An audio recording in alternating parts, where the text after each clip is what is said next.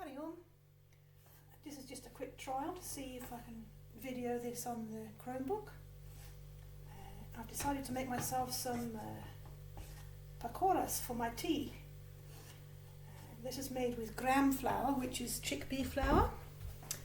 Let me show you that. Just look for that sort of thing.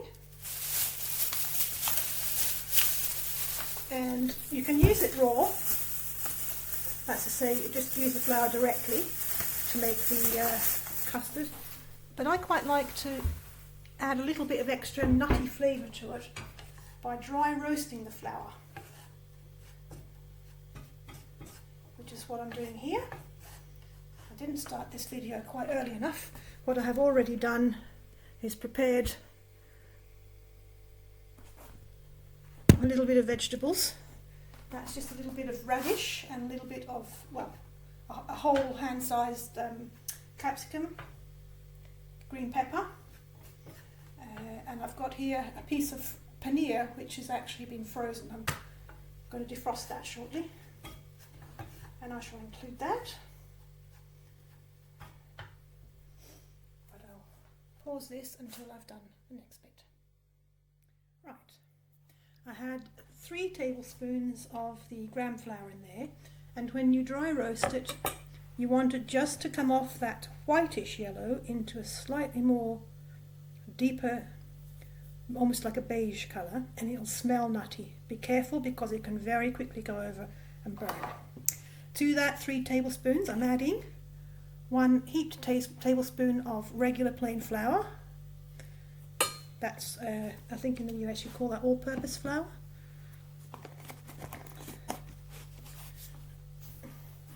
That's just to give it a little bit more body.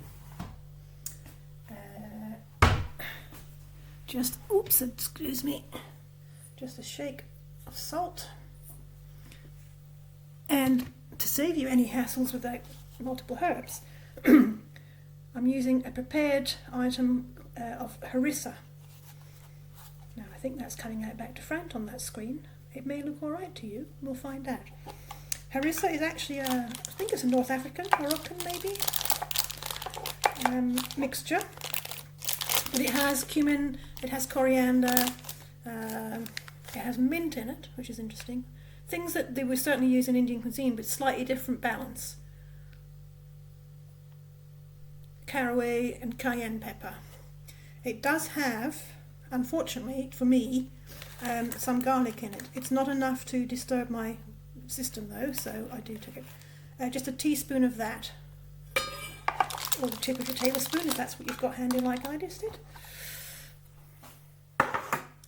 Right.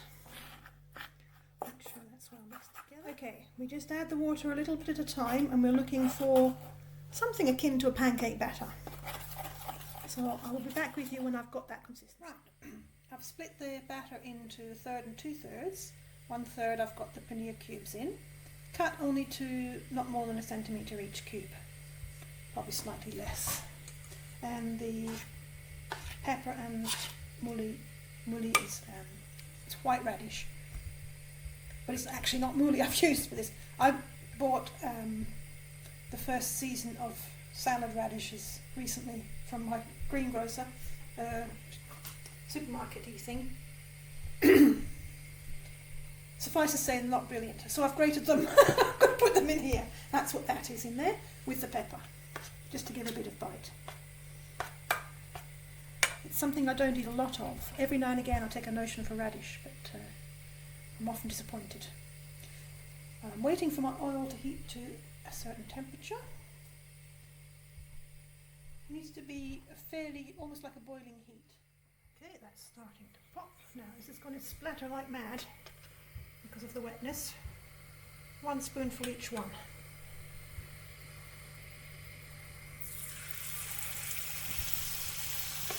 Probably not more than 3 per batch.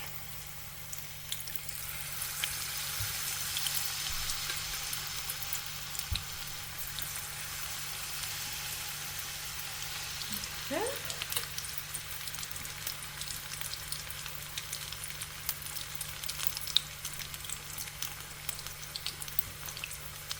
Turn them over.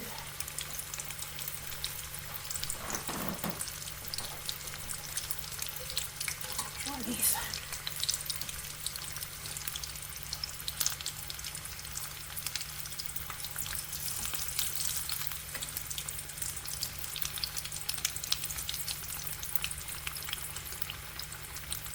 So we're seeing this as live action, and we'll see how long. You need to go a sort of golden brown. Oh, need to put them on something as well.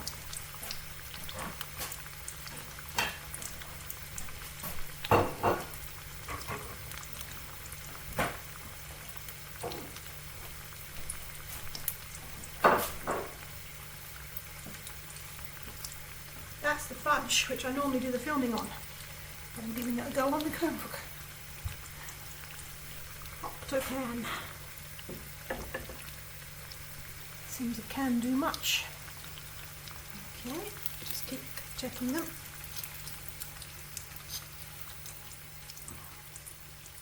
That's the right colour on there, just another few seconds on that side. Okay, getting to the last of the paneer. So it's just one little cube of paneer each.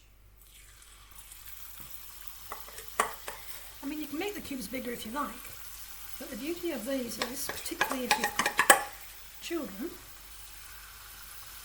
or grandchildren, or great-grandchildren,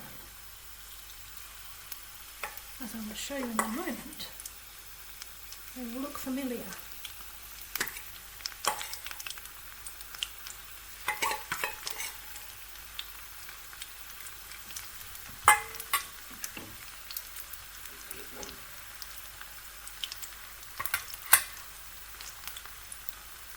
What do you think that will remind them of?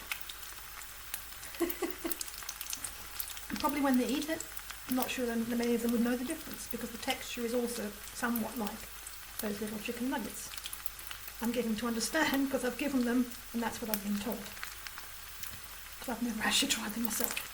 But there you are, that's how you can do those. I mean, you can do them bigger, but they're fun like that.